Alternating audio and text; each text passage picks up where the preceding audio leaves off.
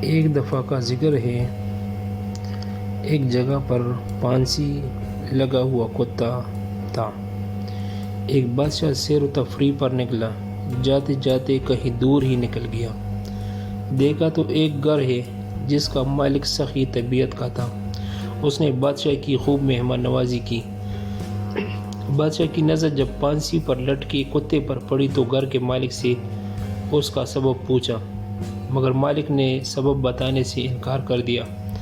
حالانکہ بادشاہ نے اس کو اپنا تعارف کرایا کہ میں ایک بادشاہ ہوں۔ دوسرے دن بادشاہ نے قاصد کو بھیج دیا اور کہا کہ اس سے پوچھو کہ لٹک کتے کا کیا سبب ہے، مگر وہ شخص پھر انکاری ہو گیا۔ بادشاہ کو بہت بڑا غصہ آیا تو اس نے اپنے داروغہ کو بھیجا کہ اس شخص کو گرفتار کر کے لے آؤ۔ داروغہ نے حکم کی تعمیل کرتے ہوئے اس کو دربار میں پیش کر دیا۔ بادشاہ نے پھر اس شخص سے پوچھا کہ پانسی پر لگے کتے کا کیا ماجرا ہے، تو اس شخص نے اس شرط پر کہ کچھ عرصہ بادشاہی اس کی حوالے کی جائے تو وہ سب کچھ بتا دے گا، مگر بادشاہ نے اس ڈر سے کہ کہیں مستقبل میں قبضہ ہی نہ کر لے انکار کر دیا۔ مگر پھر بھی بادشاہ کو سکون نہیں آیا، حتیٰ کہ پانسی پر لٹکے کتے نے بادشاہ کی نیند تک حرام کر دی۔ آخر کار بادشاہ نے تنگ آ کر اس شخص کو بلایا اور بادشاہی اس کے حوالے کر دی۔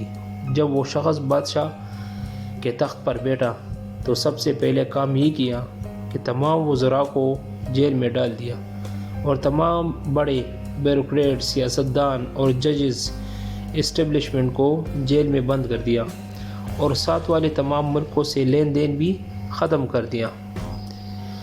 اس کا نتیجہ یہ نکلا کہ جب اس کی مدت پوری ہوئی اور پرانے بادشاہ کو دوبارہ بادشاہی سونپی تو ملک میں امن و امان اور خزانہ بھرا ہوا تھا۔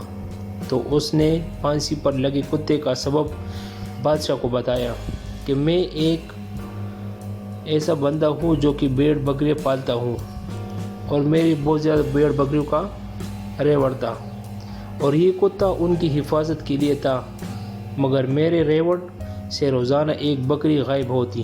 جب میں نے سب معلوم کیا تو پتہ چلا کہ یہ کتا ہی حفاظت کرنے کی بجائے بکریوں کو خود بھی کھاتا ہے اور دوسرے کتوں کو بھی کھلاتا ہے، تو میں نے اس کو بطور سزا اور عبرت کے پانسی پر لٹکا دیا۔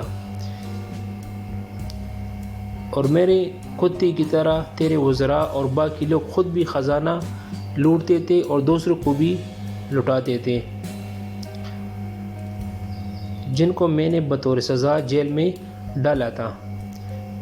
اس وجہ سے آپ کی ملک کا خزانہ سونے جواہرات سے بھر گیا اور آپ کی ملک دوبارہ خوشحالی کے راستے پر گامزن ہو گیا۔